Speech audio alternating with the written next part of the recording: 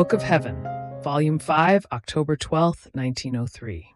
Meanings of the Crowning of Thorns. This morning I saw my adorable Jesus in my interior, crowned with thorns, and in seeing him in that state I said to him, "My sweet Lord, why did your head envy your scourged body which had suffered so much and had shed so much blood? And as your head did not want to be outdone by your body, which had been honored with the frieze of suffering, you yourself incited your enemies to crown you with such a painful and tormenting crown of thorns." And Jesus, "My daughter, this crowning of thorns contains many meanings, and as much as I may speak, there is always much left to be said.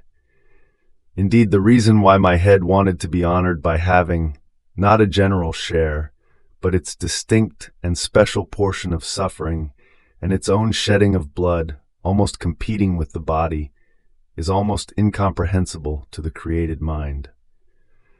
The reason is that it is the head that unites the whole body and the whole of the soul, in such a way that without the head, the body is nothing, so much so that one can live without the other members. But it is impossible to live without the head, because it is the essential part of the whole of man. This is so true that if the body sins or does good, it is the head that directs it, since the body is nothing other than an instrument.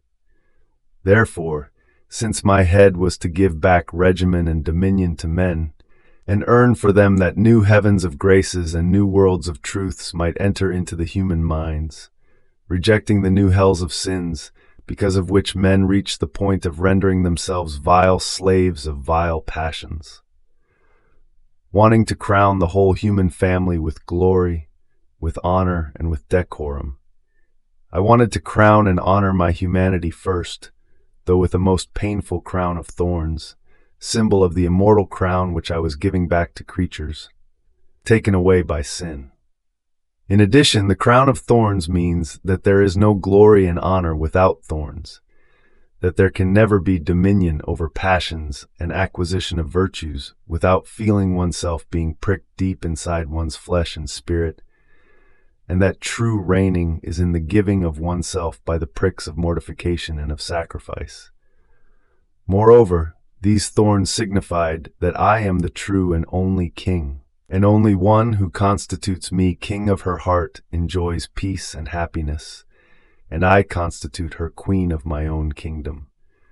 So all those rivulets of blood which poured out from my head were as many little streams which bound the human intelligence to the knowledge of my sovereignty over them." but who can say all that I feel in my interior? I don't have the words to express it.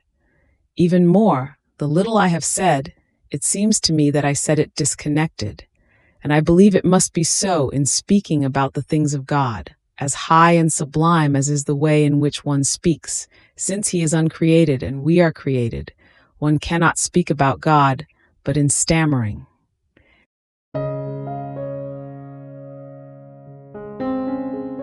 Thank you for being a part of our community here at Divine Will app. If you enjoy listening to Jesus's lessons on how to live in the divine will, please give this video a thumbs up. Your likes help us reach more souls yearning to live in the kingdom of the divine will.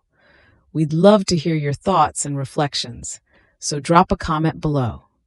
Your insights not only enrich our community, but also inspire others on their spiritual journey. And don't forget to subscribe to our channel. By joining us, you're helping to spread the news of the kingdom of the divine will, so that together we can bring His kingdom to reign on earth as it is in heaven. In the divine will, always.